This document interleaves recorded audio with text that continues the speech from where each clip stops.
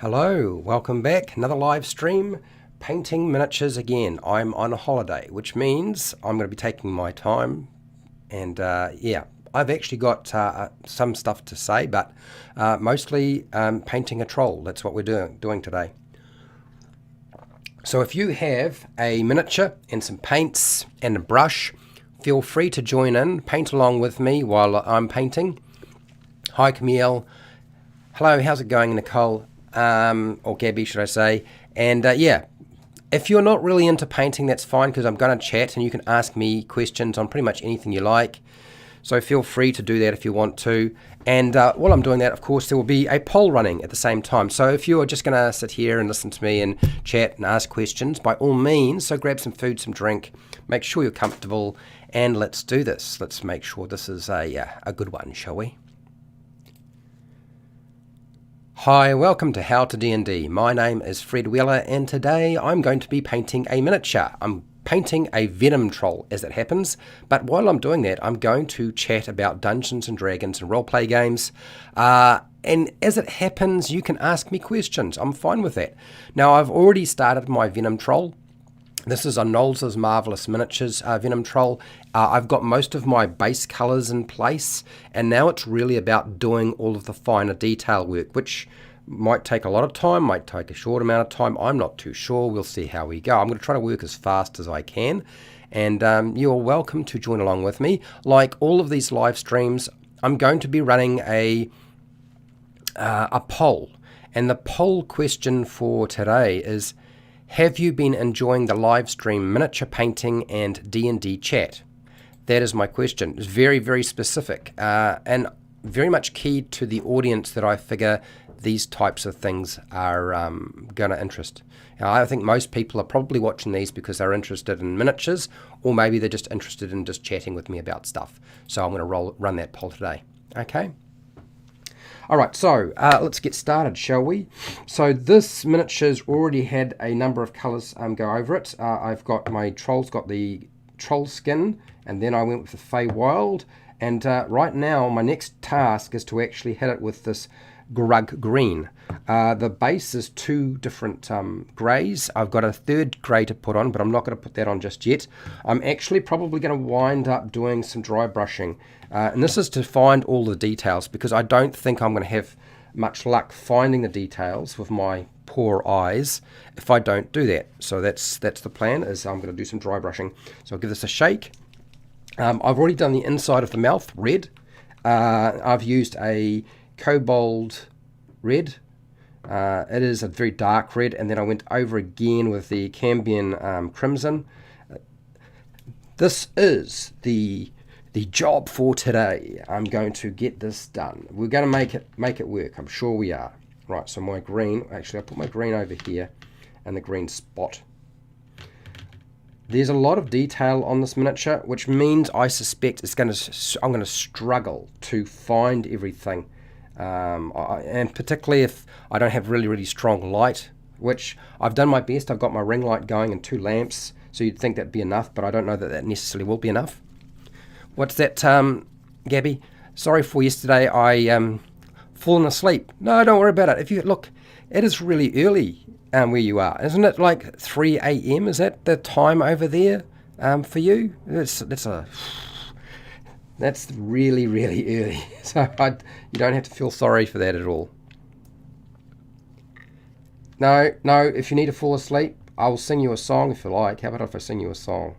It's not going to happen. Don't worry. I'm not going to sing a song. Right, so I'm actually going to hit the inside of the mouth again before I start putting on this this very light green. I'm using a very fine brush. And I thought while I was doing this, I would talk about play styles. Now, I'm picking a play style that I know quite a lot about, and that is the Slayer. Okay, a lot of people assume that the play style for a Slayer is very similar to a power gamer or optimizer, and it's actually not. They are actually quite distinct and different. Although they do tend to enjoy the same sorts of things, not necessarily everything. So when you think of it's midnight, that's still very, very late. So you don't have to apologize for falling asleep at all. So one of the things you'll find, now I did miss part of the tongue. Oh, did I get it? I hope so. I think I got the tip of the tongue that I missed last time. Did I get far enough back in there? I think so. Okay, good. Right, so I'm going to leave that. Red is a problem, and you've always got to put quite a few layers of red on to get anywhere, I've found. So, yes, now, this dry brushing. To lighten up the green so I can find everything, I don't really want my troll to be too dark, because with the colour that I've got on now, which is already pretty dark, and then I would have put a wash over it, it'll be even darker again. So I've got to try to lighten it up. And I've also got to try to find everything, because I've got old eyes and I won't be able to find anything. So I'm going to start at the back. I've got to stay away from the skirt. Sorry, it's not a skirt, I know. But yeah, we're going to do that. Let's just see if that's probably too much. We'll try again.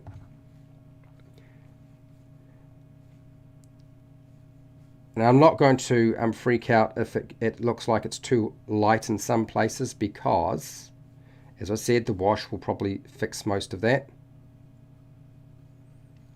And that should help us find all of the details. If I brush properly over it, we'll find what we need. So yeah, now, so going back to the Slayer, Slayers just like to slay monsters. They just like to kill monsters. The more the better. I mean, that's just how it is for a Slayer. They'd be quite happy just to kill monsters non-stop. That's if they are a pure Slayer and they don't have another playstyle to them. And as I've said on many occasions, playstyles usually aren't pure. You usually are a combination of things rather than just one area. But it can happen with Slayers, actually. And I think possibly because of where people think Dungeons and Dragons came from. It's a toga. Sure, it's a toga. A lot of people assume that Dungeons and Dragons is based off a tabletop war game, because Gary and Dave were, tabletop war gamers, but it's only part of it was. Just the combat side of things. That's it. Everything else was actually very nebulous. So we'll talk more about that in the future. But so this is maybe I'm putting too much on. We'll see how we go. But I need to find everything. That's my biggest problem. I'm worried about the drippy bits. Okay, we'll just hit the face and the hair and the ears, because that is going to be probably, this is where I do need to make sure I don't have too much paint going on, otherwise I will make a mess of it. So let's get that sorted. So yeah, so a lot of people assume that because, Dungeons and Dragons had some chainmail rules, and they were using the chainmail rules for combat, that Dungeons and Dragons is just that. But I would still say that most people are still a combination of different styles, right? That's just how it usually works. But with the invention of something like the video game, there is a tendency for the combat side of things to sort of take precedence over everything else. Now you might be thinking, well, Fred, this is actually getting too light. Or maybe it is actually, but we need to find all the stuff. I can probably wash the miniature multiple times to get it darker anyway. But it certainly helped me find the back muscles, and it certainly helped me find the facial details, which you really couldn't see before, but it is starting to stand out now. Right, so let's do that again. So, back to the Slayer. Often this is to let off steam. You'll find that Slayers slay monsters and kill monsters because the real world is just a bit too frustrating. Whatever job they're doing, whatever's going on at home, or whatever's going on in their life is just being too much, and so they would prefer to let off some steam. And video games is one way of doing it, but Dungeons and Dragons is another, and the combat side of things is what allows them to really sort of unleash all that frustration they've had that they couldn't get rid of for whatever reason. There's lots of different reasons, right? But often that's work related, I would imagine. I think a lot of us escape through Dungeons and Dragons because of what's going on at work. We're not necessarily, there's maybe too much, there's way too much coming off onto one of the pec muscles. It's probably more like a breast in this case. It's not really a pec muscle, is it? There's not much muscle there. It looks more like a pec. A pec? I don't know. Yeah, okay. Anyway, so moving on. I have no idea if this troll is male or female too, actually. That's a good point. I hadn't even thought about that. I suppose it's not hugely important. It could be either one, right? So anyway, so given that that's the case, and because they're trying to let off steam and unleash all that frustration, there is a tendency to have a strong focus on killing monsters, and that's about it. Which I'm not saying there's anything wrong with that. A lot of people prefer their game played that way. That's all good. That's fine. I am actually a slayer myself, but not exclusively. So I do enjoy combat. But then again too, I don't necessarily like really long combats. I like my combats pretty quick and fast and done, and then just move on to the next thing. Not necessarily a combat, but just move on to the next thing. So you need to understand when you're dealing with slayers that they're actually working off a lot of their frustrations when they are taking out monsters. All right, I need a drink of water. Hi Todd, how's it going? I've been locked in my room with COVID, so I'm really enjoying these streams. Oh, good, Todd. I'm glad you have been. I've noticed that a lot of people are streaming Dungeons and Dragons and RPG stuff a lot more on all of the channels, and maybe that is a product of all the stuff that's going on right now, and maybe that will mean that they will continue to do more streaming, and not necessarily just my channel. Because I know I do a lot of streaming and other channels don't necessarily do that, but you might get some of the bigger ones doing a lot more as well. So yes, moving along. Oh, really, it's going to get very, very tricky getting in the inside of there. I really want to get into that little area there, and that little sucker needs to go into there, and then there. Right, so, okay. Bear with me while I try to get this done. Yeah, it is a bit sad, but I mean, look, you know, I understand, I get it, particularly if you're sick too, and you're stuck in your room because you're sick. That would be really difficult. I remember Wally DM explaining to me just how unpleasant the experience can be. For some people it's not that bad, and for others it's like a nightmare. So yeah. And all the lockdowns wherever you are, we're probably New Zealand thought they would be able to get out of having any more lockdowns, and I think they're about to have the Prime Minister crush all of those beliefs very, very shortly. I already knew that was going to be the case, which is why I have been planning to pretty much finish up my mortgage as fast as I can and just semi-retire, because I figure that working full-time in any sort of job is probably, a lot of those jobs just won't exist. They'll just disappear. You think it's a male but bloated with venom? Yeah, it could be. You've been watching so much D&D content. I bet you have. And what we need to do is we need to get you playing Dungeons and Dragons. If you're stuck at home, we need to get you playing online. And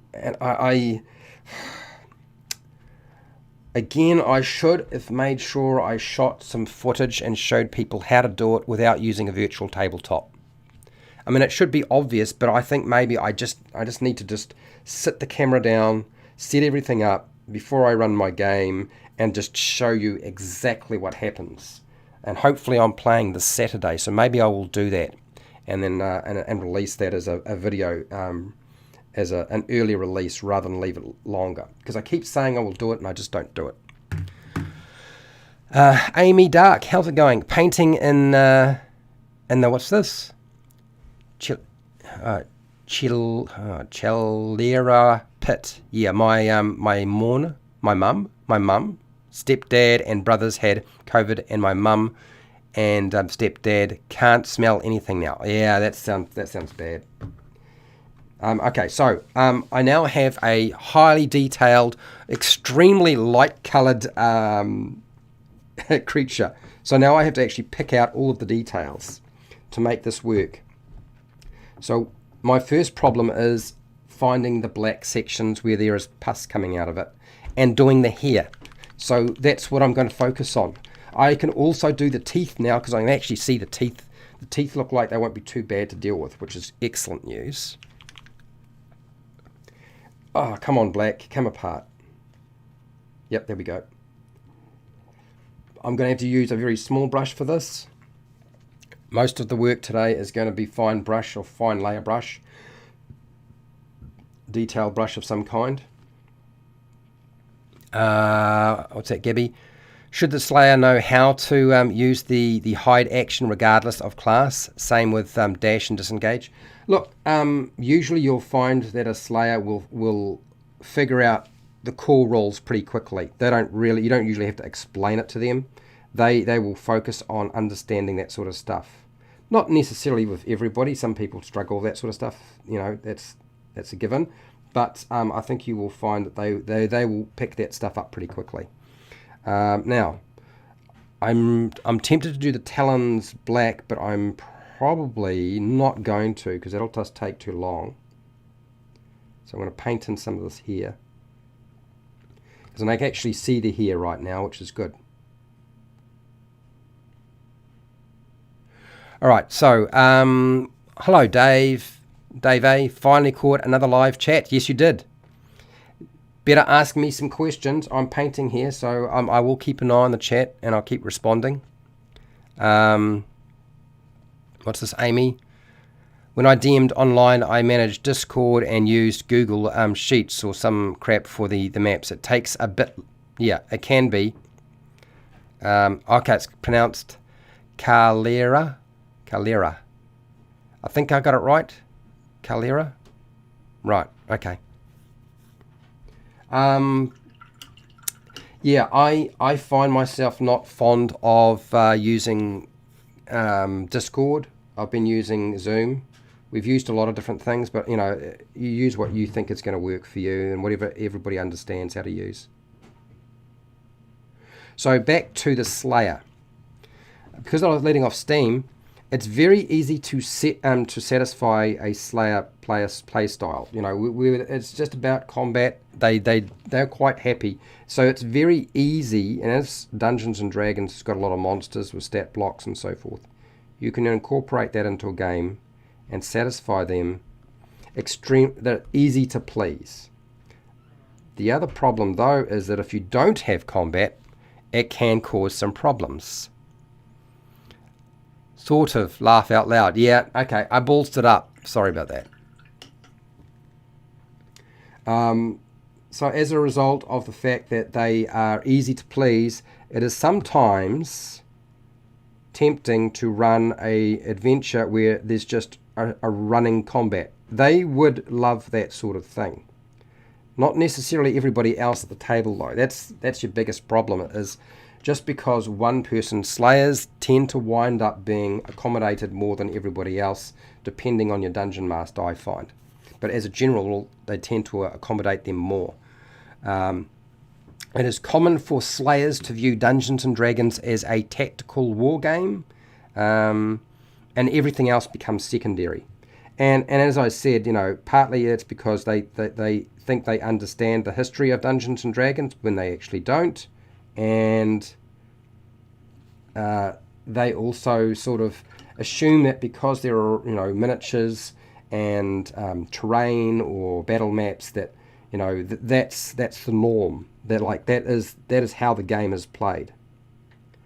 You will probably find a lot of Slayers don't particularly like theatre of the mind. They can do it. Some can actually handle theatre of the mind, but they're not very fond of it. It is setting up a virtual tabletop or using miniatures and terrain or a battle map is probably one of their preferences. Okay, Right, so it's going to take me a little while to get these hair strands painted in, but we will get there. I've decided to go black and purple for the poison, by the way. All the venom that's coming out of this thing is going to be coloured that. And I think that will work better than just going with straight black, because it'll just otherwise it's going to look too much like the hair. And I don't want it to look like the hair. I want it to look a little different. So I think black and purple, and I remember yesterday somebody mentioning purple, so I think that's probably the best option. Moving along with our Slayer as I paint in our hair, which is going to take me a little bit of time, but we'll get there. Can I get away with painting in a big chunk of it with a bigger brush? Yes, I can. Let's do that now. I'm going to use a standard brush rather than my small layer brush and just get the bulk of the hair done and then do the strands. I just need a drink of water. What do you got here, Amy? My game generally is story heavy, but I have enough combat to enjoy. Yep. When you have a good story, my players tend to focus on it more. Except the furry that tend to try and hump everything on 2 feet. All right, I'm trying to figure out that one a little bit. Okay. I mainly enjoy using the story to mess with their emotions, killing off their NPC friends sometimes. That's all part of the game. It's all part of the game. It's probably not something you want to do consistently, because that can just frustrate players, and then what they do is they just don't build any family or friend ties, because they figure that you will just kill them off, and they don't want that to be used against them. I know this because I've had players specifically say that when I've gone on a rampage and destroyed many of the NPCs or family members that they still had living. Yeah, as I've said before, when I do videos and give advice, it's probably because I've already made that mistake. Okay, it's like, yeah, learn by doing it, right? Learn by doing it. Okay, so back to the Slayer. Since everything else tends to be secondary and combat is their main focus, you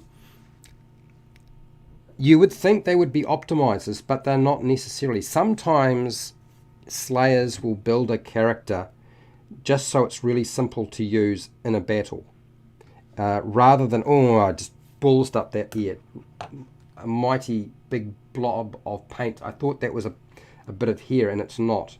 Okay, let's see if I can fix it.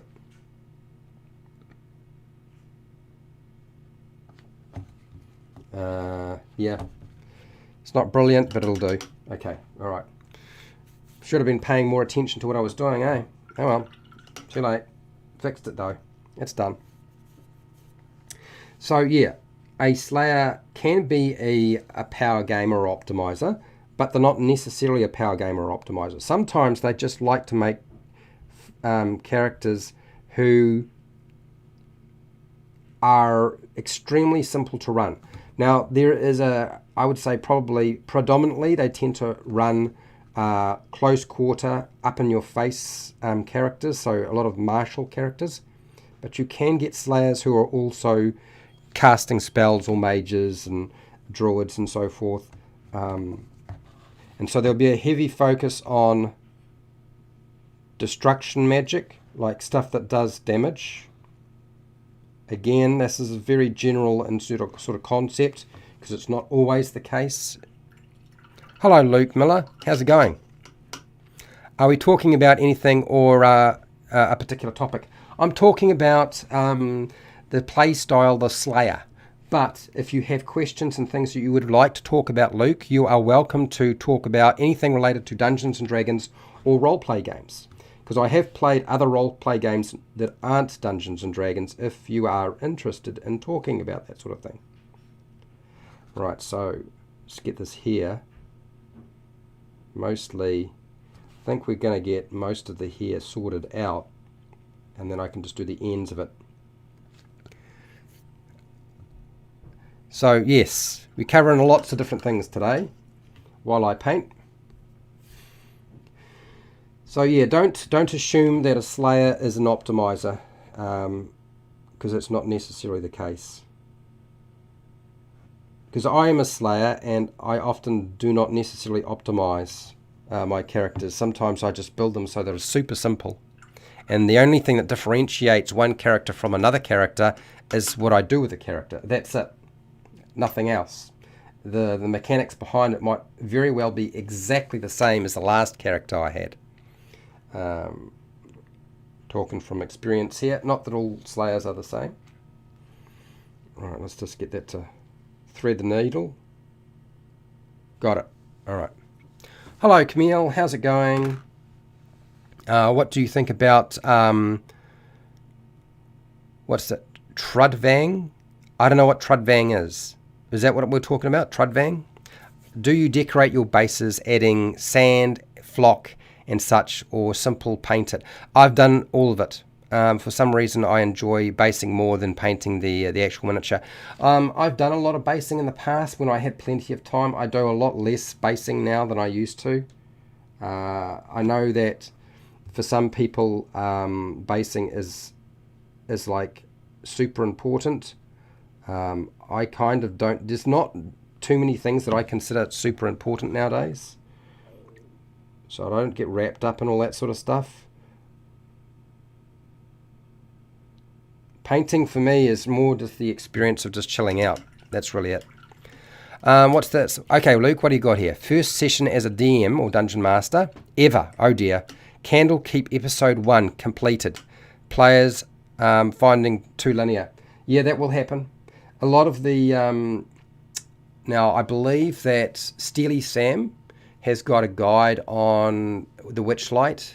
Oh, not the Witchlight. Is it Candlekeep? No. It's No Fun Allowed Trevor. He's done Candlekeep. He's got a bit of a guide, but I would say to you that you'll find a lot of the adventure hooks only have one sort of lead-in, which is you find a book in the library. That is it. And very few of them have a lead-in, so they do wind up feeling very sort of one way. And it is a very linear type of adventure. It is not a sandbox. There aren't a lot of choices to make. So you're absolutely right. It is very linear, and your players will probably be finding it extremely linear. Want to let them do what they want next episode. They might stay at Candlekeep or follow adventure hooks for or go somewhere else. Yeah, I would say mix it up. One of the things I would suggest to you is if you can drop in some alternative adventures, or make, if you don't want to make your own, find some short stuff that is away from Candlekeep and don't make it too much the focus. I think probably one of the worst things you could probably do is try to run the entire thing as a campaign where it all revolves around Candlekeep. I don't think that's it. I don't think that's a very good idea at all. Yeah, it can be very intimidating to prep. I would say you'll find there's lots of very short adventures where you don't have to do a lot of preparation. I did a review on Prepared 2. They're all extremely short, like 1 page long. They're done by Kobold Press.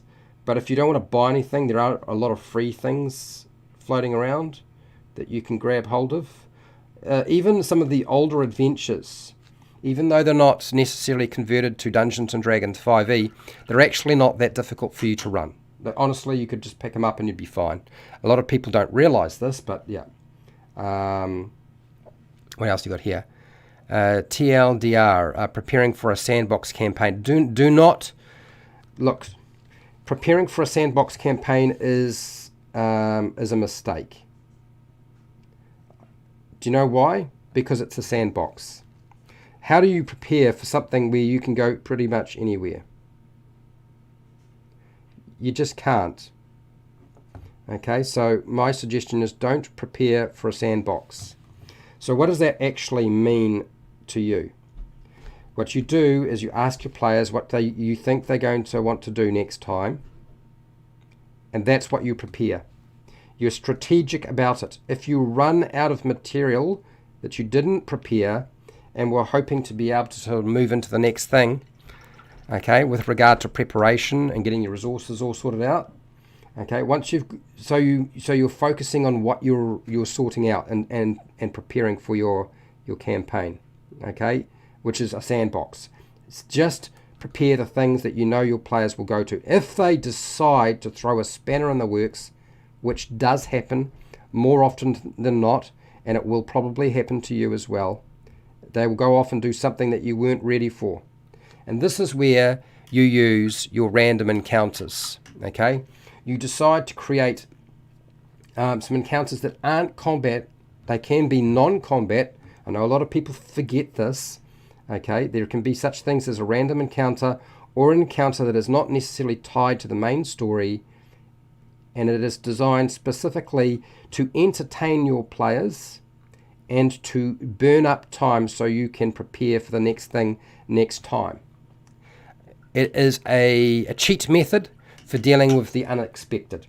Okay, you can also include a combat in there, but you do not need to include just a combat random encounter. And it doesn't have to have any story focus whatsoever. You could even pick something that you think will work for a particular character in the group who's playing at that time.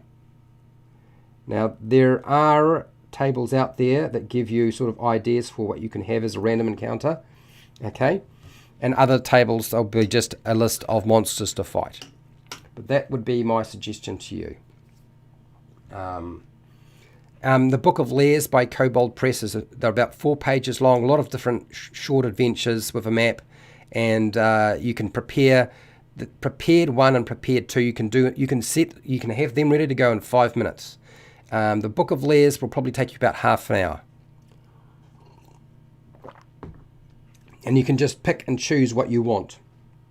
But there's a lot of stuff on the internet that is free, that is built like that as well, although not everything. Yeah. Any time you see something that's longer than 4 pages, don't even waste your time, particularly when you're running a sandbox. You never want to have too much material you have to deal with. Okay. Now, where we were at? Did I miss anything? Yeah, how to prep. No, I think we've covered that, but you let me know. Trudvang is a role-play game based on Northic myth. Okay. Played in the north. All right, I was not aware. Very, I don't know. I don't know that much about Shadowrun. I haven't played Shadowrun before. So, yeah. You're happy to pay for resources. Are links in the description or something? No, but if you type into Google search, and type in the word prepared review or book review, you'll find my video, and I'll show you everything in it. You won't even have to guess about what's actually in there. I will talk about it and show you everything in the review. Okay, so you don't have to trust me at all. You actually get to see what it is. There is no, oh, can I count on this person's opinion? No, you can ignore that and just go for what you actually see. Okay, and the Book of Lairs, I've done that. I've done a few of them actually. Let me see if I can find. Can I find this video for you quickly and put a link in the chat? Maybe I can. I don't know. Let's find out. So let's go into search on my channel. Prepared, and came up pretty quickly. There's the review. There's the first one. So I will grab it. Pardon me while I do this. Copy, and we will paste it in. Plonk. Right, so that it is. There's the video for that one.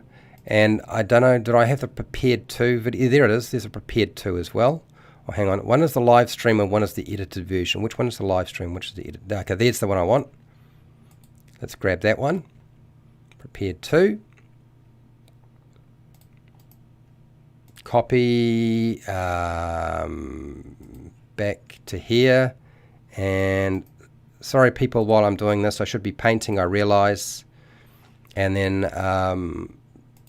that's that one. And then the Book of Lairs, I think we put in the Book of Lairs as well, because I think you will find that they're a little bit longer. Book of Layers. There's quite a few Book of Layers, but the main one, the original one, is probably the best one in my opinion. And I grab that. That shows you everything as well as I'm talking. So it's a flip through, okay, while I talk about the book itself. And then feel free not to go and watch them right this very second. You can hang out here with me and just chat for a little while. It's all good, okay. And is there another one? Yes, there is. Tomb of Beasts 2. Layers. Now, although a lot of the monsters are from the Tomb of Beasts, you can ditch some of the monsters and just use stuff from the monster manual that you've already got. And just, yeah, there you go. So I think that covers everything in terms of the things I would recommend if you were trying to get just short adventures that you can string together into your own campaign and have it a bit more free form. Okay, so let me just have a look. Let's see.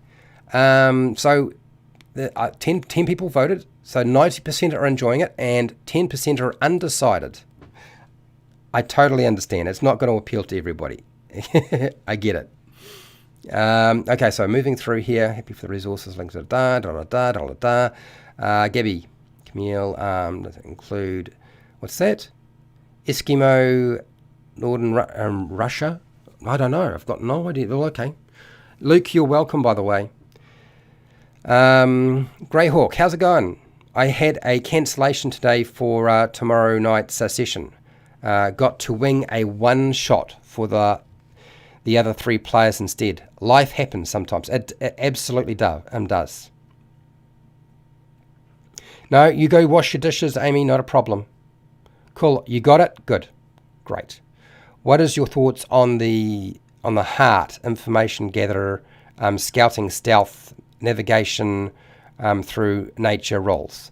I think it's one of the key elements that people forget about. It's what makes the... It actually makes the Ranger one of the strongest classes. People keep complaining about this class as if combat's the only thing that is in the game. And frankly, they haven't got a clue. I have never seen a Ranger playing in a game unless they've picked a favoured terrain that isn't even ever used in the campaign or an adventure, where they have not been incredibly useful. Like, so useful, okay?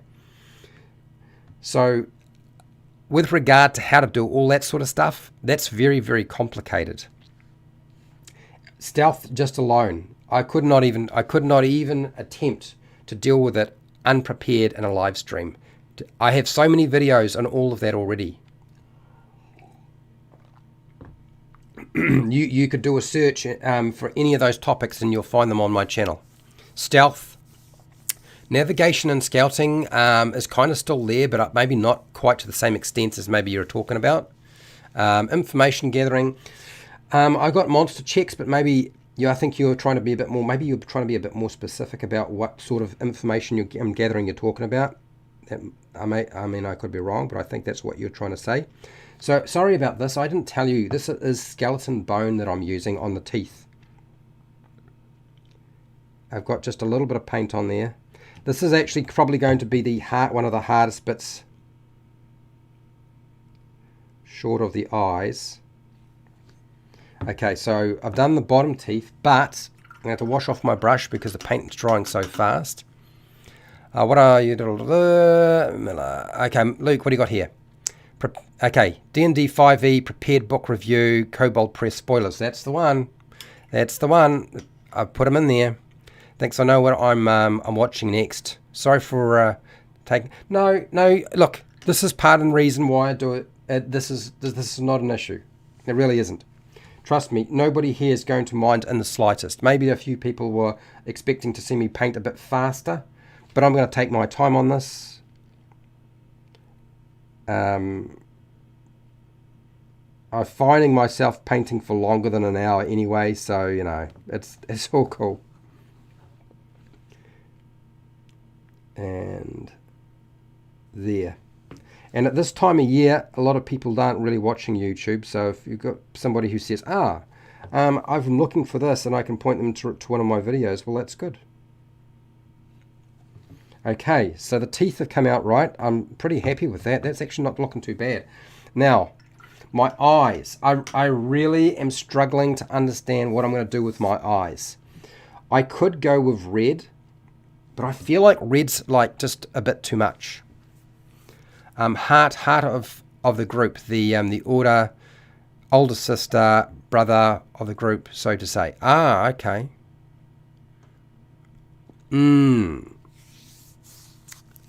Yeah, I'm not too sure how to respond to that, frankly. Right, so let's give me a second while I have a look at my picture on the troll and decide whether it's actually going to work. I do not know that red eyes is going to necessarily work, but I can put red down and then or white down, then put red over it. If I do that now, there's going to be time to change it if I need to. I'm tempted to go with red eyes, but it's always a problematic color. I don't think there's been a time that I can think of when it hasn't been just a giant pain in the butt. So yeah, let's try the white and see how that works out first. M14, hair should be Karen blonde. You reckon you want me to make it Karen blonde? Blonde hair? Really? You're funny. Okay, so now I'm going to find the drips of poison. Although I suppose I should do the eyes now. I'll do the eyes now. I'll get this white out. I'll put the white down. It'll dry. I'll come back to it. No, I'm not going to use white. I don't think I'm going to use white. Man, I'm really struggling with my decisions today. I'm going to use this horrible looking khaki color here is my beginning. I don't think I can get a brush in there without ballsing it up, so I'm going to just see if I can just do a dot with a toothpick. I don't know.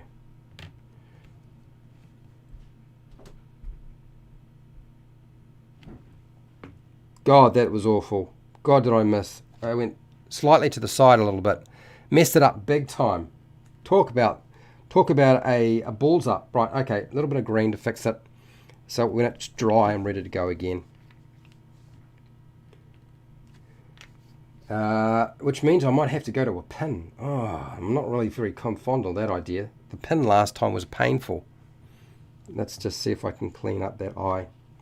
But less paint maybe.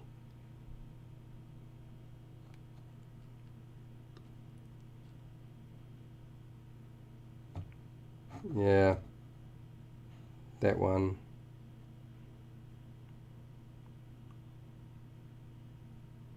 Top, bottom. Yeah, the eyes are going to, I mean, the teeth were hard, but I think the eyes might even be more difficult. So if you're doing it yourself, I think you're going to find that it's just so small. It might be necessary to use a very, very fine, small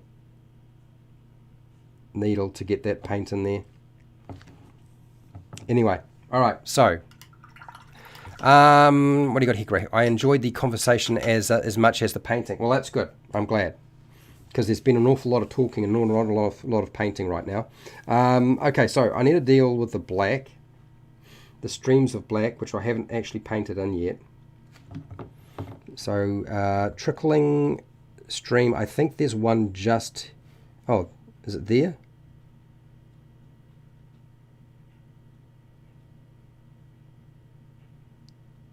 Ah, that paint's already dried. I'm having a little bit of trouble now.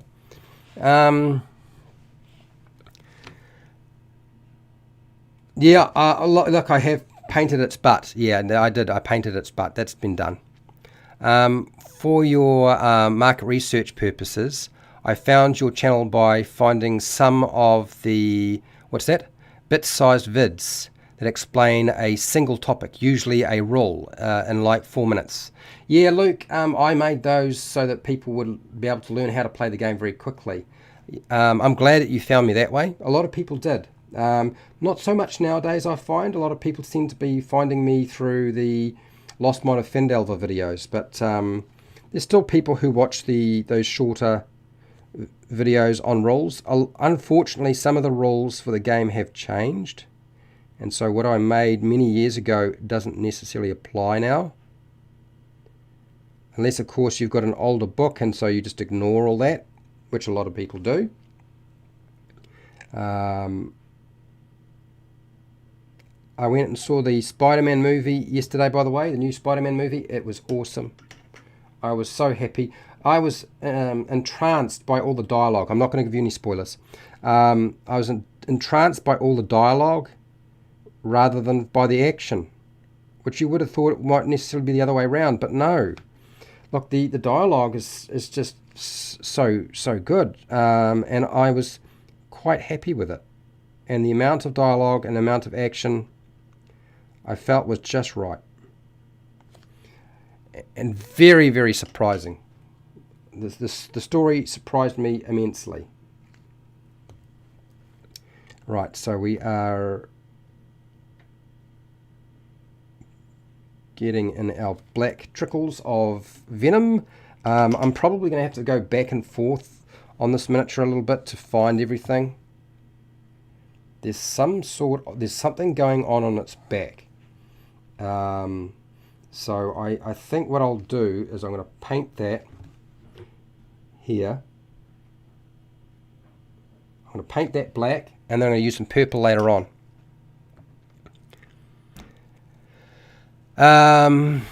Information gathering equals sneak in a place to get the book, let's say spying. Right. Yeah, maybe I haven't discussed the ins and outs of infiltration for roleplay games and Dungeons and Dragons. I maybe not have covered that in a lot of detail, if at all. I don't think I'll probably do that for quite some time anyway. I've got a couple of topics on traps to discuss, but I've done one, but there are two more. But I won't release them very quickly. I'll probably wait until the first one sort of picks up, and when I see there's a bit of interest in it, then I will do the next one. I find sometimes it's important not to necessarily do everything straight away, and to give it time to sort of find an audience. Okay, so that's a funny little, it looks almost like a broken pus section, or pus skin, or something like that. That's what it looks like to me, anyway. What else you got here? Yes, the latest on the Spider-Man movie is full of character development. Yes, very much. I'm force errated. All in the D&D Beyond only. I see, I get it. I get what you mean. My evil goblins will be memory hold soon. Really?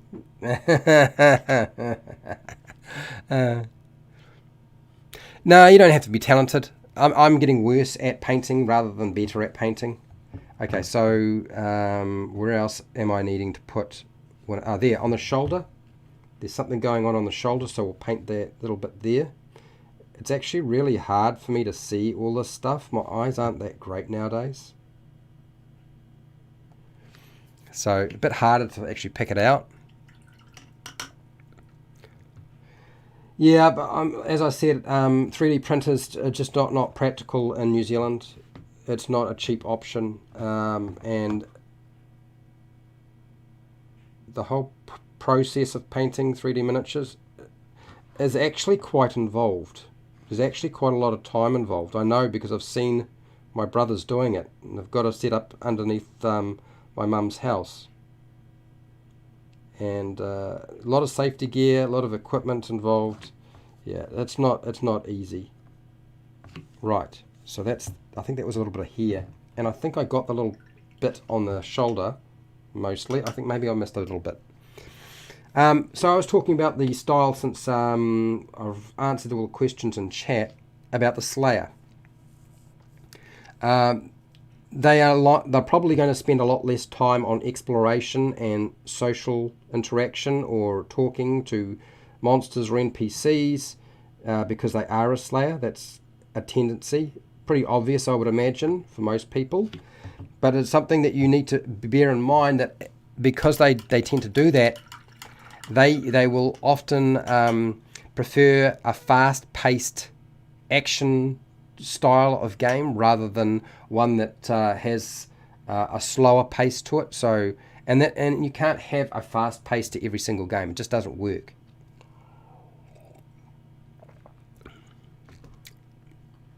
Yeah, I've mentioned it a few times. New Zealand, oh wow, I just realised not only are you painting, but you're doing it upside down. Yeah, I'm doing it upside down, that's right. I'm on the arse end of the world, which means that all my hair, if I had hair, which I don't, would be upside down. It's sort of constantly looks like I've been electrocuted because I'm underneath the world. I'm joshing with you, by the way. Okay, it's not like that at all. Okay, back to the black. Bit on black. Right, where are we?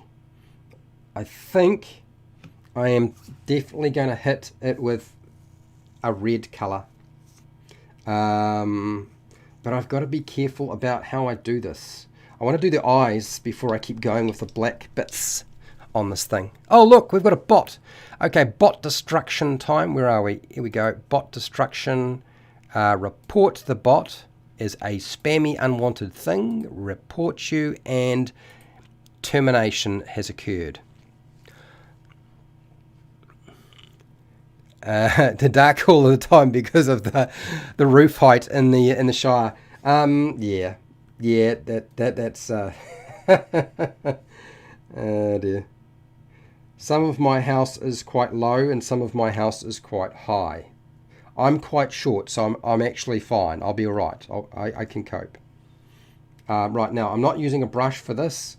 I'm going to use a toothpick, but I'm going to have to dip and dip off until I get it right. Okay, let's just see if this works. Man, I'm nervous as.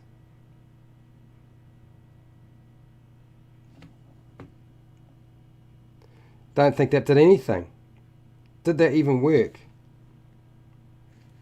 Maybe this isn't going to work.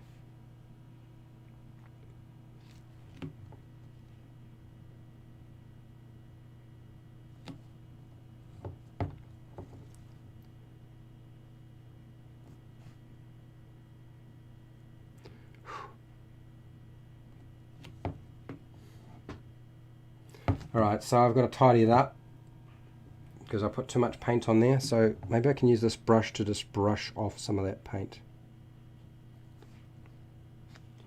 Can I dab? What can I use to dab with? Paper towel, would it do that?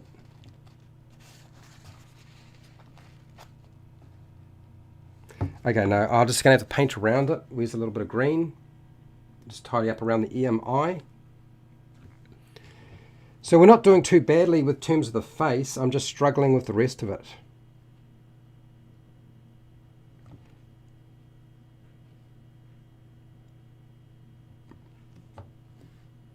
And then the top of that eyebrow.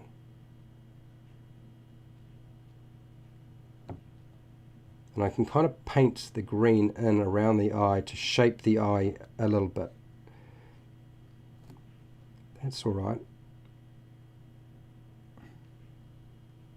Okay, that's not too bad. That's not too bad. It gives it a very evil looking effect to it. A black dot will be necessary, I believe, but you probably won't even spot the dot once I do that. Sandshock. Hello, Sandshock. How's it going? M14, what do you got here? Not only that, Luke, but yeah, they've got that Sandshock. Hey, buddy, where do you get your minis from? So I buy most of my minis from I wouldn't even say it's a local game store. Vagabonds. I'm in New Zealand, so Auckland, New Zealand, and Takapuna, and I buy them from a place called Vagabonds. It's near the beach. in the sort of the centre of the, what do you call it? Kind of in the centre of the township, but closer to the beach than most of the other shops, I would say, roughly. Okay, so there's poison pouring out of that area. I've kind of got that there.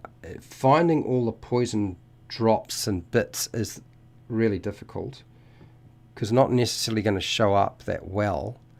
I need to do the talons. I will actually attack the talons now, I think. We'll start dealing with them now. Yeah. So that's where I get them from. Just recently had a chat with the manager of the store, Armel, and I hadn't been into a game store in a really long time. It was good to chat with him. That was certainly fun.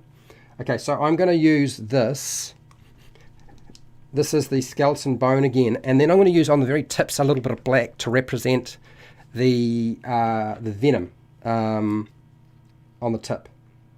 Possibly even a little bit of purple, but we'll see how we go. So that's where I get them from. So we'll start with the fingers. And if I spot some more dripping bits of venom coming off it, we'll put that in.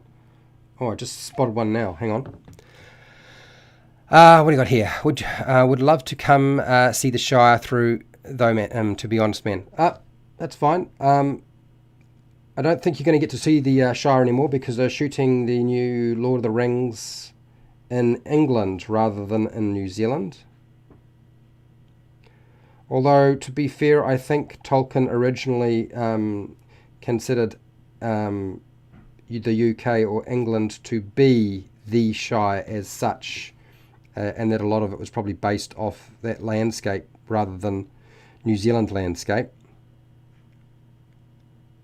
So, yeah, something to consider. If you paint a mini monochrome, then do thin green layers over the top. It would work for shadows. Okay, good to know. Epic Donut. It has been a long time, Epic Donut. I am doing fine. Mini looks great. Yeah, I'm running a bit slow today. I think it's because I'm nearing the end of my holidays, and maybe I'm just taking my time rather than like, oh, I've got to get this done in a certain amount of time. It's got to happen within an hour and a half, and then I've turned that meter off completely today. I just don't care. But I do care about getting the paint in the right place. Right, that's not going to work. I have to do that again. Right, well, what have you got here, Luke? I never heard of this monster before. So you'll find it in the Mordenkainen's Tome of Foes. It's not in the monster manual. So it is a non-standard troll. That's why you've never heard of it. And you never heard of it because there really hasn't been, as far as I know, there hasn't really been lore on a monster like this in the past. I believe it would be considered a new creation by Wizards of the Coast, as far as I can remember. Merciless Melody, hello, how's it going? And Antro Rockhound, hopefully I got your name right. Hello, how's it going? So yeah, just doing the talons with the skeleton bone right now. Now, Luke, what do you got here? A troll ravaged by massive doses of poison. Yeah, that's right, you're reading it out now. Yep, that's exactly from the book. I won't read it out because I talked about all that yesterday. So, yep, that's the one, Luke. So we were talking about the Slayer, the player style, the Slayer. And so basically, when it comes to the fact that they're you're going to find that if you spring battles or fights or combat on Slayers, such as random encounters, they like that because it's just more of what they like to do. So it's fine to actually include those sorts of things. I know a lot of people say, oh, you should never use them. No, they do have a purpose, okay? And it's not always to drain resources so that they can't long rest or short rest all the time. Sometimes it's just to appeal to a particular player style. It doesn't have to be the same reason why they're using that strategy. And as I've said, okay, you can mix things up many ways. Even, look, random encounters are not wandering monsters too. Wandering monsters are a different kettle of fish. They've got a very different kind of mechanic to them. But Slayers love that sort of stuff. What do you got here, Gabby? What is your opinion on the leaks for the changes they are going to make on the races in the new Mordenkainen's book? Continue on next comment. Well, I think I have discussed this. I mean, I'm not sure that I want to make a full-blown video on something like that. Because I feel like it is...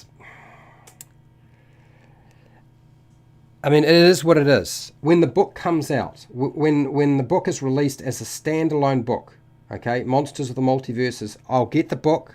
I probably won't like the fact that I'm getting the book because of all the reprints. And then I will talk about a lot of that stuff anyway. If you want a very quick rundown of my opinion, I feel like many of the changes are totally unnecessary. And frankly, I think many Dungeon Masters and players will want to simply use the older version of the playable race.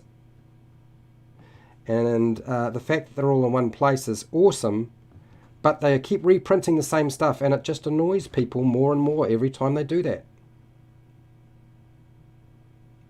So yeah, not a great idea. I'm going to move this forward a little bit. You can't really see what I'm doing with these fingers. I do apologize for that. I'm going to do the toes. I'm going to actually do the toes a different color. I know that they're black on the picture, but I don't like that idea at all. So I'm not going to do it. Yeah, that's right. Gabby's tossing in the grenade. Sorry about the name. So look, whatever changes they make to the playable races, everybody's just going to do whatever they want to do with them. That's it. And the only ones who are going to really be affected are people who are completely new, who do not have the other supplements, and are unaware that there has been a major change. They will just think it's new content. They may well not even realize that the monster's in it. And I've seen this happen on more than a few occasions where people think, oh, this book has got completely new monsters in it. Well, it doesn't. And I can't really explain that to those particular people because they think that I'm spoiling things for them. So I'm not going to go into detail on something if people think I'm spoiling something when in fact it's just, I'm just trying to warn them about a product which is really there's nothing new. So yeah, I'm sure there will be people who will like it ultimately in the end. Okay, so you can see my little toes are starting to come out. They're going to stand out a lot more than using the black, I'll tell you that now. But I'm not going to just use this colour, by the way. Get the toe. That toe just needs a little tidy up. And I think I'm going to use a slightly darker green because it's a bit too light down there now. Ah, dear. Agreed, the reprinted makes them look greedy as well. It does. And it is greed. There's no getting away from it. It is definitely greed that has generated this. That whole gift book thing was all around releasing it just before Christmas so that they could cash in on people buying stuff over Christmas for people, right? That's all it really was. And they made a few changes, and really to highlight some of the changes that they intend to imply to the game later on down the track. These are changes that they will apply to the player's handbook when they adjust those particular unplayable races and the monster manual, so to sort of show you what they're going to do. That's what's taking place here, which is probably a bit too soon since apparently they're supposed to be play testing stuff, right? Unless, of course, they've already decided to lock it down and told everybody, oh, but we're going to let you have a part in actually the play testing, which I do believe they will. But you won't hear anything about it until after this new book gift set thing is officially on the market and not just pre-order, because it would detract from sales as far as they're concerned and drive the focus away from a product which is going to be extremely poorly received. Oh well, I'm not going to cry. I'm not going to cry. Are those toes all right? Toenail. Yeah, that's not too bad. It's all right. She's all good. For those of you who think that I probably won't get this done, I think I'll be all right. I think I'll be fine. He says as he slows down even more. I've got the teeth under control. I've got the mouth under control. The hair could do with some highlighting, I'd realise. I still haven't really found all of the poison pussy bits, but I'll do my best to do that now. So I'll just pick out anything that looks like it might be something weird going on, and that's going to get some black painted in. And then I'm going to hit it with the purple, because I think the purple is going to be the... Oh, there we go. There's a streak of something. Drag it down. Almost enough paint. Small brushes are always painful because you always got to do it multiple times and rather than just one nice line. And over here. Okay, cool. Right, where are we? Gabby. Me, I don't like the damage nerf on the Asthma. Healing is fine, but I prefer the old way. Genasi. Yep, they're awesome. Yep, fair enough. Sea elves are too similar to the Tritons. Look, all of the races look too similar now, frankly. I think they've made them too homogenous. It reminds me of Dungeons and Dragons 4e. For those of you who don't know what Dungeons and Dragons 4e is, don't worry, you're going to learn all about it very, very, very soon. Because I think that's where the designers are heading. Back to 4e. Which is strange, because it was not successful, so why are they trying to bring a lot of those mechanics back? Second time round, right? Don't give up on it. Oh dear. Okay, so that's that. There's a little bit more black required there. What do you got here, Luke? D&D Beyond Forum is a war zone, as it's on pre-order, but they haven't confirmed if it overwrites content. Yeah, no, they won't be happy.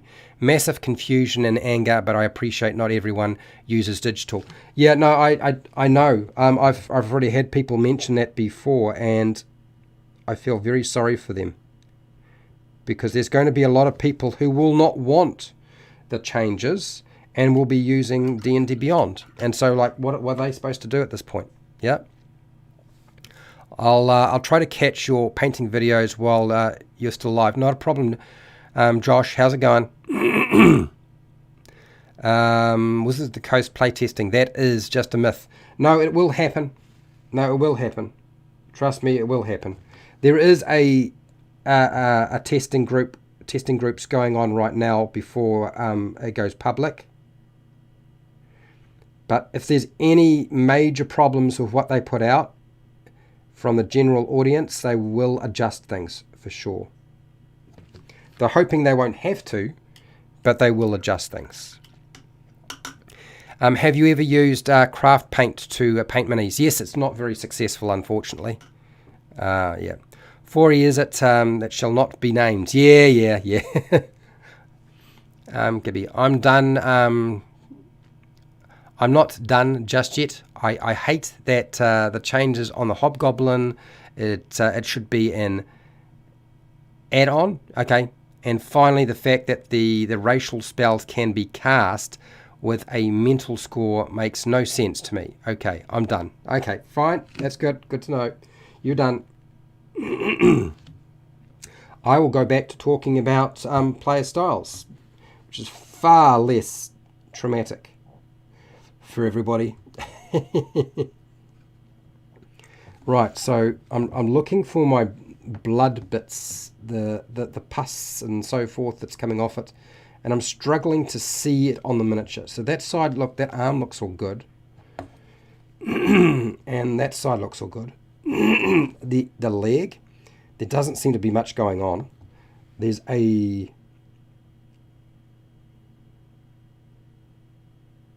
something there. Might be just a mole, for all I know. Hello, Alec. How's it going? Pardon me. I'm losing my voice. Let's see if this will help me. Pardon me. I'm going to just have to see if this will go down and help the voice while I'm continuing on. Okay, you might hear a funny clanking noise. It's not me grinding my teeth. Okay, so on the side here,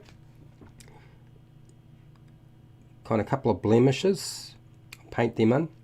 So back to the player styles that I was talking about.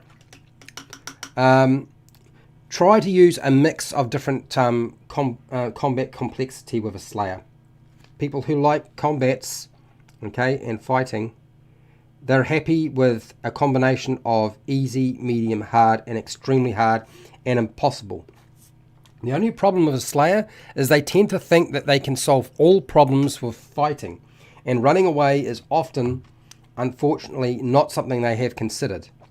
That's not always the case with everybody. The more experienced ones will run, but inexperienced Slayers will stay to the bitter end.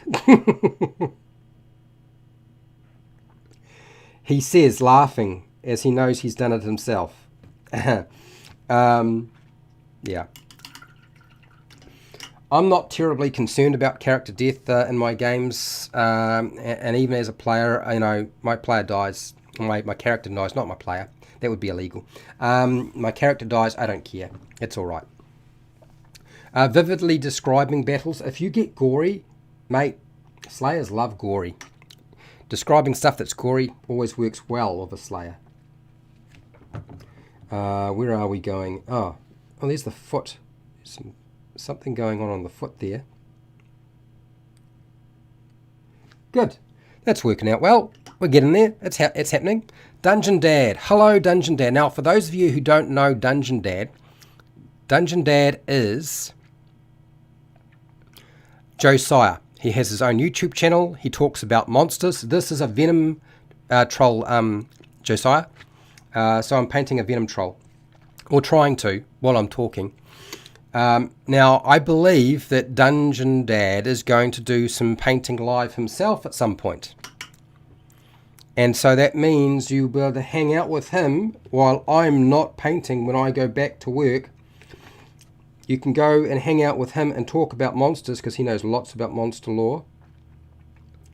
And he will paint a gazillion miniatures. So, yes, pay attention. I am sure you will have a good time. And, as I know, Josiah, HowtoDandD, has an extremely good sense of humour. Yes, it's always a fun time. So, yeah, I suggest subscribe, go hang out when he starts painting. He's on Twitch and YouTube. So, usually he'll use Restream to stream what he's doing on both channels. And both platforms, should I say. So that is my my plug, mate. Now, and if anybody hadn't noticed, HowtoDandD does a lot of monsters on his channel too. So you'll find the stat block usually down in the description. If you want the fancy one, you've got to be a patron. What else? And we're going to be hanging out, Josiah and myself. We're going to be talking about, what is it? Who created and how Dungeons and Dragons was created. So who created Dungeons and Dragons, how it was created, and a bit of the history. I'm hoping to do my next paint stream on Friday. Ha ha ha. Friday as in tomorrow. Yeah, because it's Thursday for you, it's Friday for me here. So that's tomorrow. Yeah, okay. Yeah, he is looking cool. I think I need to wrap up and move on to the purple. So I'm going to grab my purple colour and start doing some very just minor adjustments. So before I do that, I'm going to go tip of like at the tip of the nails and the toes should have sort of a little bit of black, I think. No, Josiah, you know we're buds, so it's not too kind. Alec, what do you got here? Is there a difference in play styles that DMs do more than other players? Yeah, there are Dungeon Master styles too. Often Dungeon Master styles are prefaced by people who say things like, you should do this way. And it's because they only have a particular style of doing things. It's not actually that's how you should do it. It's just their particular style, and they can't see past the fact that it is just their style of dungeon mastering. So yes, there are definitely different styles of dungeon mastering. Maybe I should talk about different styles of dungeon mastering. Nobody does that, do they? I don't think there is anybody who's ever talked about different types of dungeon mastering. Epic Donut. I've got a Slayer in my group. Thankfully, he's decently experienced and has worked well with the party, not to kill literally everyone, and occasionally use diplomacy. Yeah, see, that is one of the biggest problems, is Slayers will ruin an adventure, particularly when they're starting off, and just kill every NPC and every monster and not talk to anybody and not collect any information. So Epic Donut is exactly right on the money with that. That can certainly happen. And they can ruin adventures by just rushing past social interactions or social encounters, exploration, skill checks, puzzles, because it's just not their thing. So do not let them be the leader of the group. You need to sort of shut them down, unfortunately. Otherwise, they can just run riot. But you definitely want to get them tracking initiative, because they'll do a great job of tracking initiative. What do you got here? Character death is part of the game for me.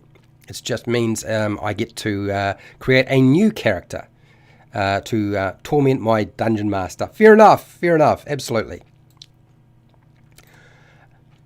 Yeah, no, okay, so I need to get the black into the places on the tips of the nails. Oh, did that work? I think it did.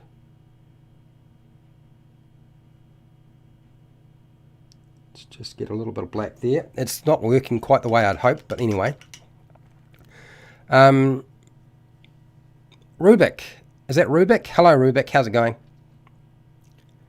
Do you think you might play 5th Ed Edition for years and years to come? No, probably not. I'll play probably the game that everybody is most interested in. Although, frankly, I have been trying to work on my current home group to play basic Dungeons and Dragons, the original game. The very, very first game that was put out by Gary Gygax and Dave Arneson.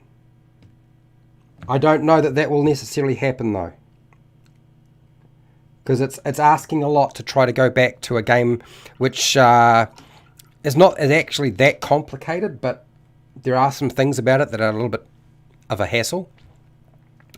Yeah, I'm really excited for the next Dungeon Master Roundtable 2 chat. It's going to be a lot of fun. There's going to be 5 of us there. There was going to be 6, but I couldn't get Esper. Esper just didn't respond, so we'll have quite a few people in it.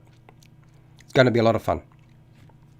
Yeah, Rubik, the Dungeon Master Roundtables, I really am going to try to expand them this year. We're really going to try to get even more people involved, and you'll see people that you probably weren't expecting to pop up. Like literally people who had a significant impact on the Dungeons and Dragons community on YouTube. I'll say no more. Okay, so this is not working in terms of the tips. Why is that? Yeah, you definitely watch a video on Dungeon Master Styles. Okay, good to know. Yeah, I don't know. You'll need to let us know whether you look. You'll find usually with regard to his streaming, it is usually on both. He will usually do it on YouTube and on Twitch, and he usually follows the chat on both of them. So it won't matter whichever one you prefer. I think HowtoDandD makes more money off Twitch TV than he does off YouTube, frankly. Okay, so this is working better. Maybe I need to put the more black out. It's starting to harden. That's probably what's going on. Why would I play the first game, Luke? Because it just goes right back to the roots of the game. A lot of people think the original game is just a tabletop war game, and it's not. It just isn't. It's nothing like that. It's because people haven't actually read the rules or looked at it that they, So yeah, I'm eager to do that. Even an OSR game would be cool as well. But the original game I would like to play. I actually drop a lot of older stuff into my videos. People just don't realise it. It's only the old school players and dungeon masters who spot that sort of stuff usually, which makes it familiar for them. But yeah, a lot of people don't realise what's going on. Bumpkin, how's it going? How to be a great GM? Different GM styles. Yeah, how to be a great GM. Okay. I think different game master styles. Rather than dungeon master styles, we'll call it game master styles. Absolutely. Now I've just got to figure out how to make that all work. Okay, now nails. Toenails. A little bit of black. Black. More.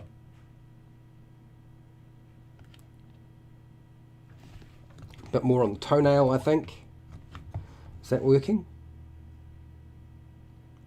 Yeah, the toes are just going to be a little less. Don't want to put too much out. Okay, that's good.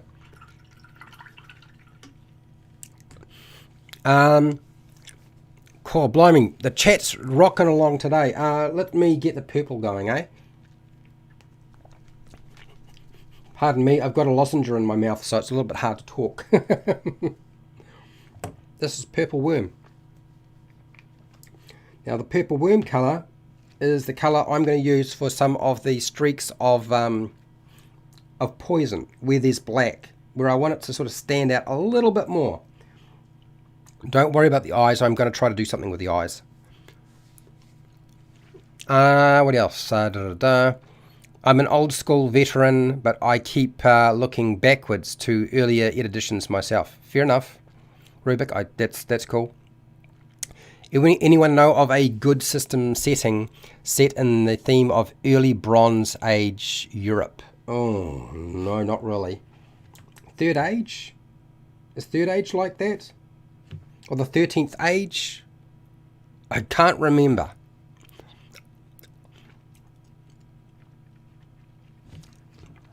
No, I can't remember. Okay, just a little dot.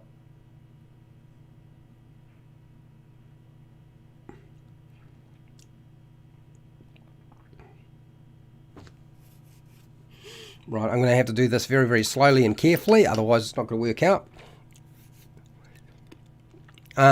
Retrospective comparison of the editions. It's not really going to be that as such, because that would be its own video.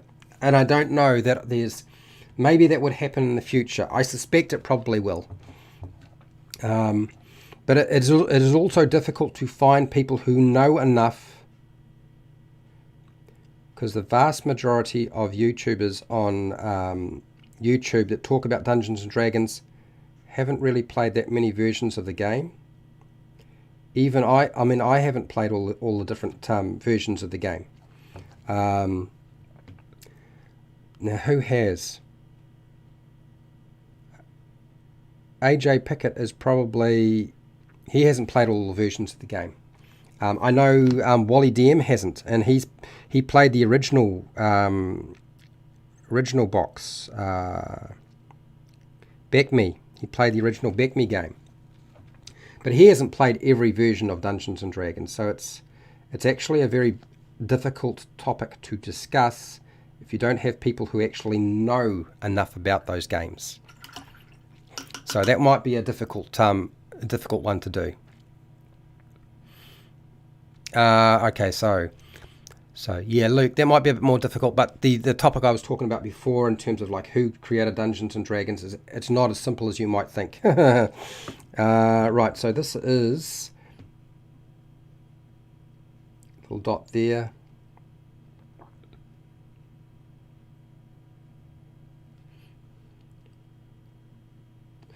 I feel like the purple and the black is going to help things stand out a little bit more. And then once it gets washed, probably better. So this is just the outer edge. That didn't work. Let's try that again. I think I'm going to have to wash my brush out. Wash my brush out. Yep, I'll do that now. What is my style of game mastering?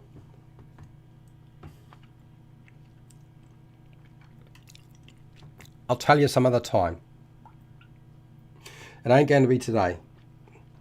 I don't really have a style. I've changed the way I do things so much. I'm all over the place.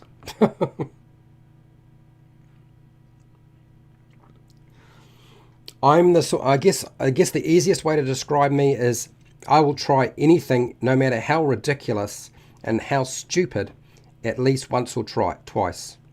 Which means I've made a lot of mistakes. Yeah, I suppose that's the easiest way to describe what I'm like in terms of a dungeon master. But even that is not sort of necessarily true all the time. Did I miss anything in here? Gabby, Dungeon Master Styles, the quit don't DM doesn't have much information. The one that gives too much information, the one that optimizes their encounters around the players, and the one that always tries to do the go you. I'm not sure what that all means, but okay. Traps. Oh, okay. Oh, got you, probably. I think that's what you mean by got you. Wargamer. The meat grinder. Okay. Yeah, I am chaos. That's right. Okay, so now I'm going to do the tips of the toenails and the claws with a little bit of purple as well. Not as much. It's just a smidge. You don't have to do it this way, by the way. Okay? It might not appeal to you. You don't have to do it this way.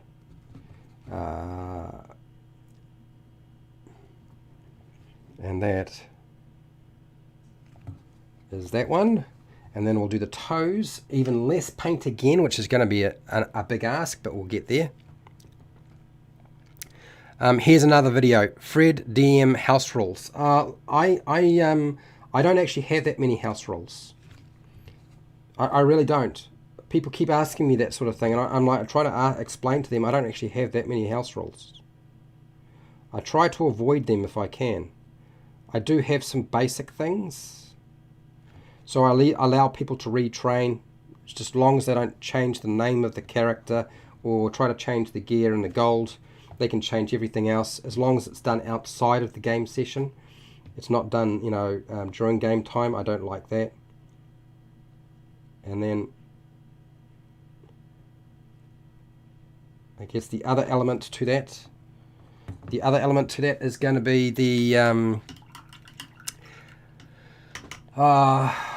I ask people if they want to keep playing a character. I don't usually say, you got to roll up a new character. I just say, well, are you going to continue this character since it's died, or do you want to roll up a new character? They make that decision, and then we go from there. So yeah, I guess that's the easiest way to describe what I do. Now, I've done that. I've done that. I feel like a lot of the details that I was trying to pick up are done. There's not as many sort of breached skin sections as I thought. Oh, there we go. I spotted one. Hang on. I spotted one. I didn't see that before. It's right here. There's a little blob right there. And then there's this string or vein which looks probably, it's like the poison or the venom flowing out. So I'll get that, and then I'll hit it again with the purple real quick.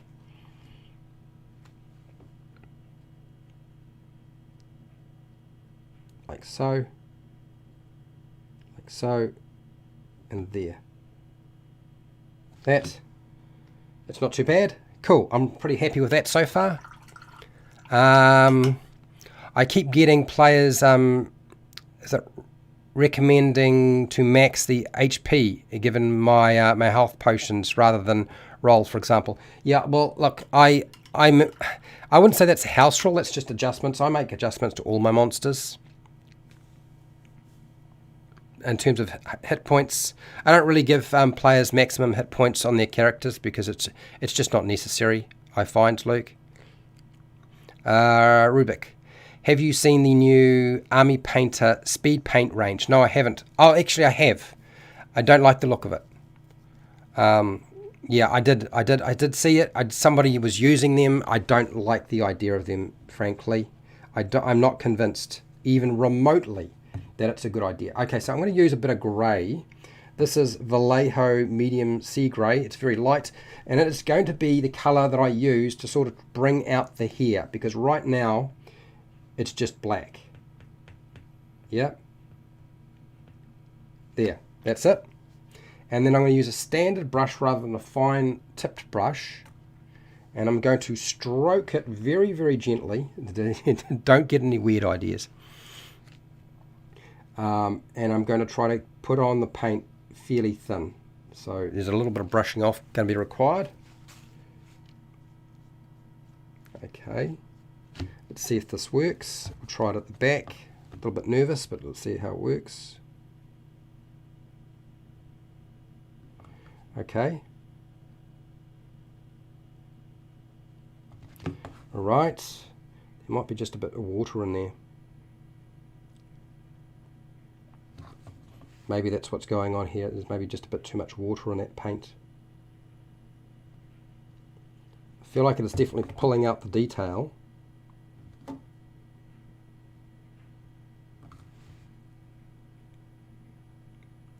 Yeah, I think there's the brush is too dry, too wet. I need to dry it off. Give me a second.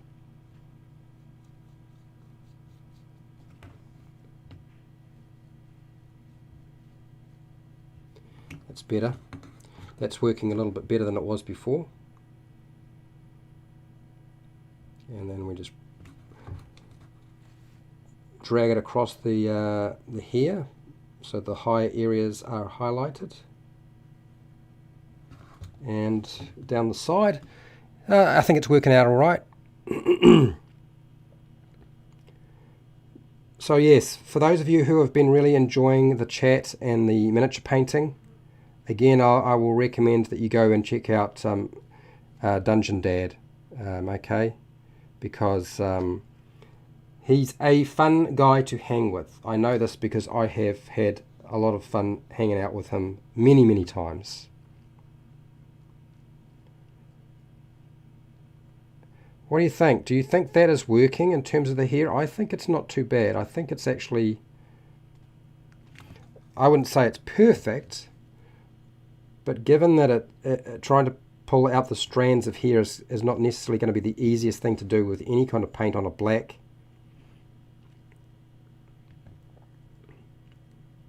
I think that's better than what I had before. Now this is the problem, right? As I've got to try to get a line of paint. I think I'm going to go for a line with a fine tip. So let's wash that brush out. Whoops, sorry about that.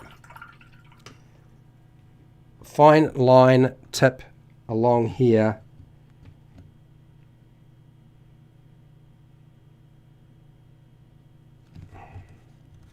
And then I might do that again with some of the other sections that are a bit more obvious in the front.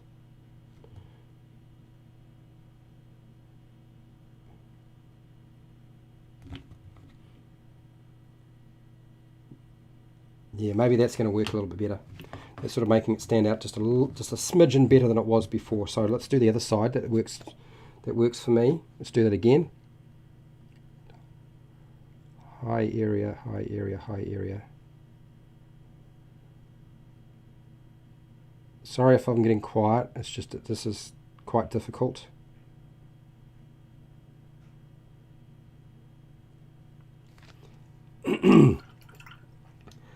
You will find beyond the screen too has just released a Dungeon Master Roundtable discussion. I'm in it, so you should go and check that out. So that's Aviard.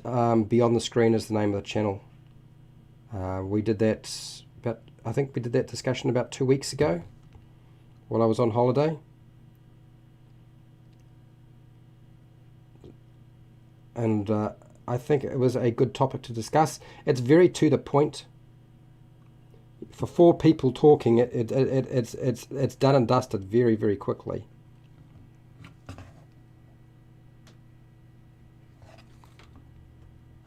Okay.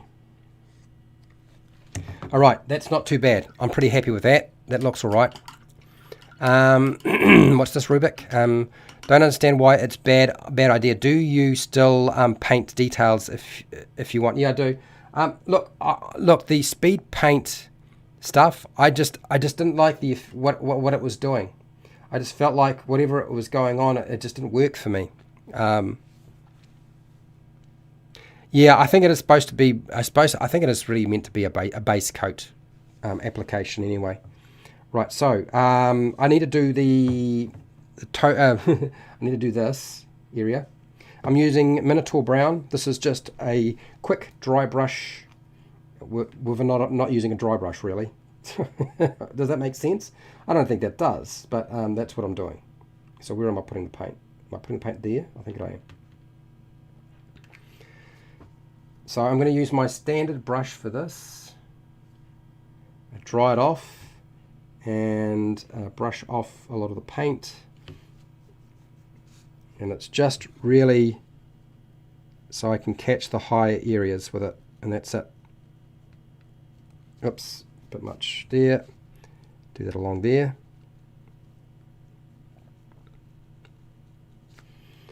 And that's just to help it to come out, make those bits stand out. Okay, we've got a bot. Let's destroy the bot.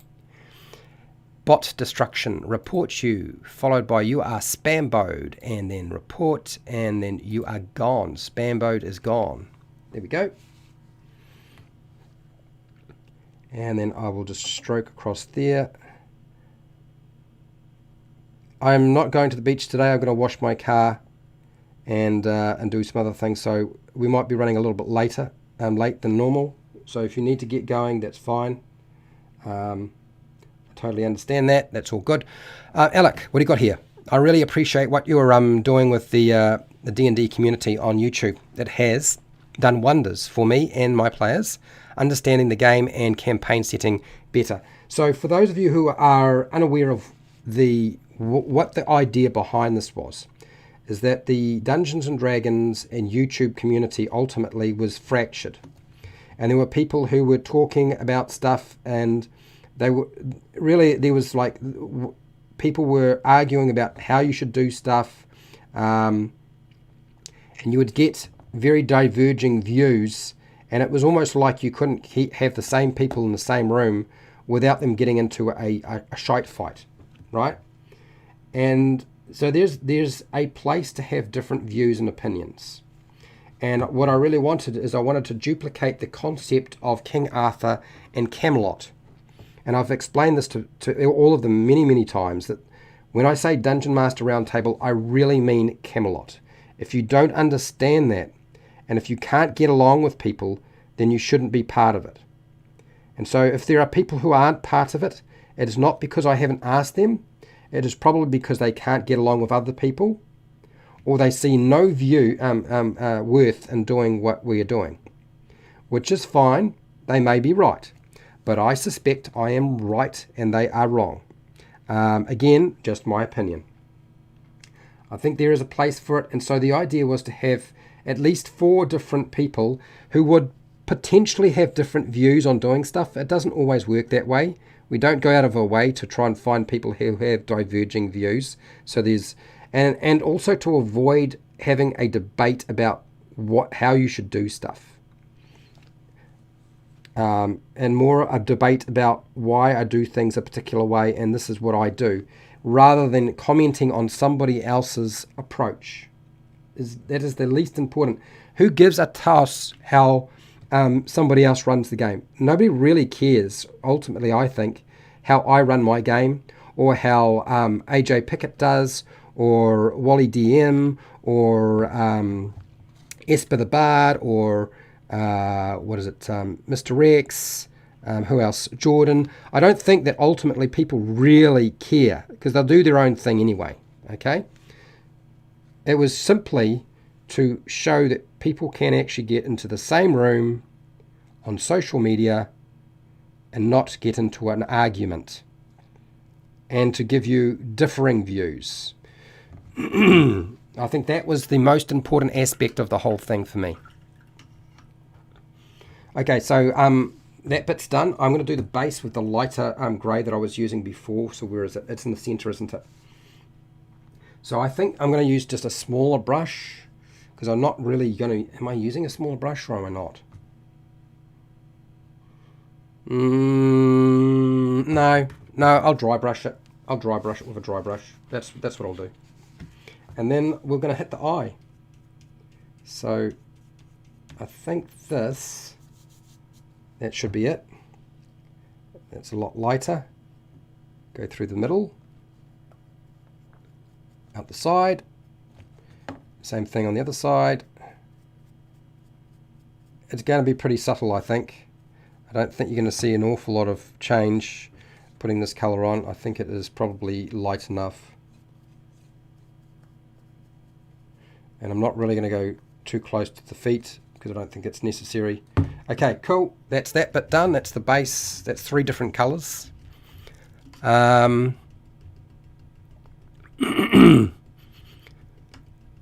What's this? Sorry, it has done one sort of okay, Gabby, here we go.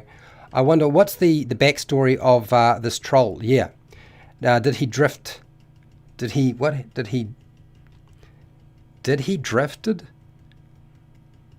I don't know. Is that what you should say? Drifted? I don't know. I don't understand what that means. I've got no idea. Yep, I'm completely confused by that whole statement. Sorry, Gibby. I just can't. I'm reading it and it just doesn't make any sense to me. So I'm lost. Okay, so eyes. Let us do black on the eye. I'll get my black out. I'll get my pin, which I don't have on me, so I'll have to go grab it now. And we'll get it on. And oh, I wonder what the poll's looking like. So we've got 88% have said yes, and there are 12% are undecided about the live streams and chat. Fair enough. Don't worry, this is not normal programming. It is. We're going back to normal programming next week.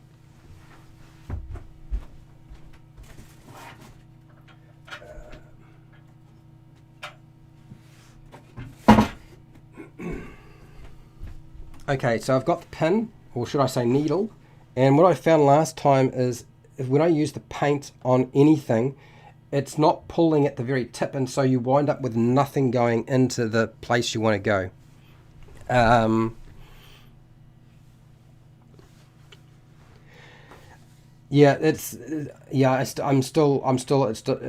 a loss as to what that all means for me. So yeah. Thank you for trying to add a backstory to it, but I'm lost now.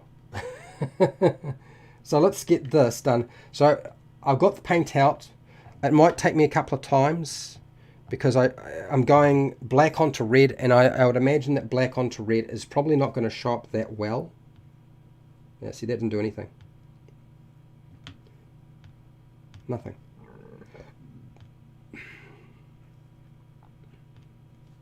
Nothing. So we're going to do that again. Wash it off, try again. Nothing. Okay, so what if I add a smidgen of water so it runs a bit more?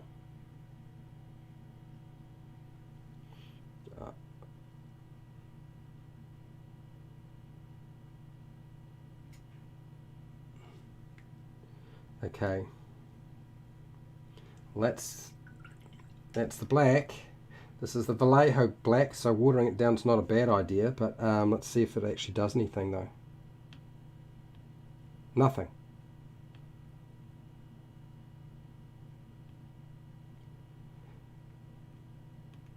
Slight angles required.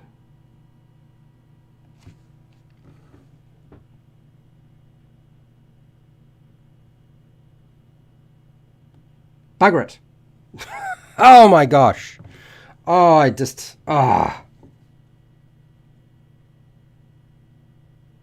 Didn't do anything. That did it. I got that eye. The other one ballsed it up like you wouldn't believe. Let's see if we can get some red out and see if I can fix it now. Actually, is it red or green? I think I have to... The eyebrows looks like it's black rather than what I wanted it to be. Hello, how's it going, Joe? Right, so there's a bot here, so we're going to select your bot. I was going to hide you, but I'm not going to hide you now. Why can't I find you? Bottomized. There you are. Got you. Report you. Spamify you. Report and destroyed. Got it. Defeat a green dragon. Right. Hello, Pale Rider. How's it going? Overboard. How's it going, Joe? What else we got here? Yeah. Like I said, I'm not going to be on holiday for much longer, so you'll need to go and watch some and chat with HowtoDandD, Josiah, while he paints about 600 miniatures. He's got about 600. He's been talking about it for a while, so yeah. And tomorrow, I believe, is the day he's going to start doing it. So yeah, go hang out with him while I go back to work and do other things.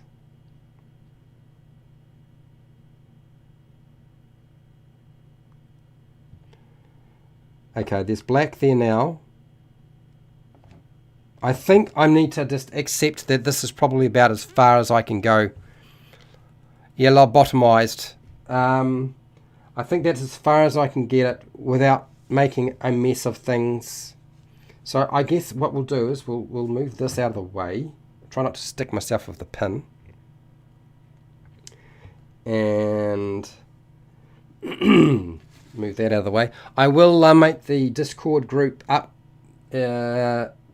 before I go back to work so that you guys can come and hang out with me for whatever length of time you want to. Thread the needle. Just before I go to work, pretty much.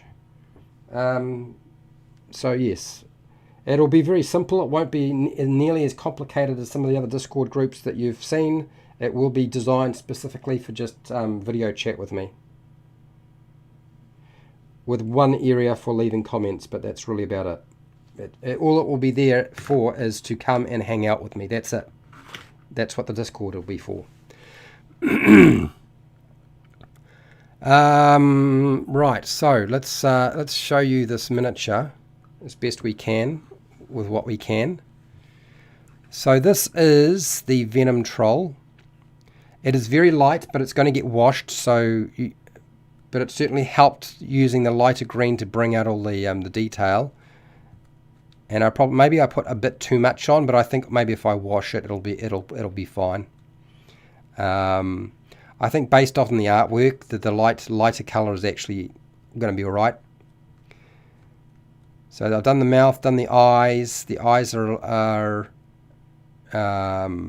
there's three colors involved there. There's like an off-white, a red, and a black for the dot, which was hard. The hair is black with some grey. I've used three colors for the main skin, the green skin.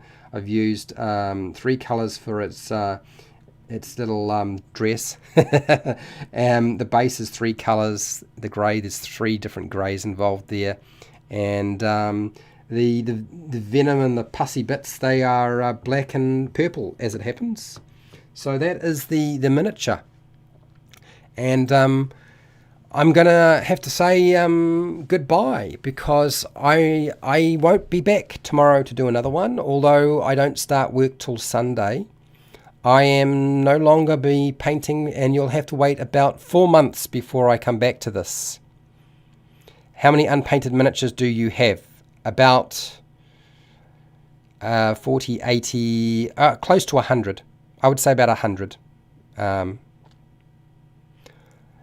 I can make an art section, a place where you can put photos of your miniatures and drawings and minis. Yeah, that's fine. I'll make sure there's a section for art. Pale Rider, that's actually a good point. I hadn't thought of that. That's actually a very smart idea. So I'll add that as an addition, not a problem, okay? So yeah, thank you for everybody who's been hanging out with me. It has been fun. I've achieved a lot, and I feel like that you've probably got more than a few live streams you can go back and watch of me painting miniatures and probably talking way too much, but hopefully that will keep you occupied for a while. And if you don't get enough from me, then the good news is you can go and hang out with HowtoDandD, who will be doing a lot of painting in the future. So thank you to everybody who showed up today. Thank you to my patrons. Thank you to everybody who's been watching my videos, and certainly for taking part in these live streams, which has been great. If you like my stuff, I have hundreds of videos for players and dungeon masters. If you want to support this channel, I have a Patreon page. I have a affiliate marketing for Amazon in the description, a merchandise shelf, or just watch my videos.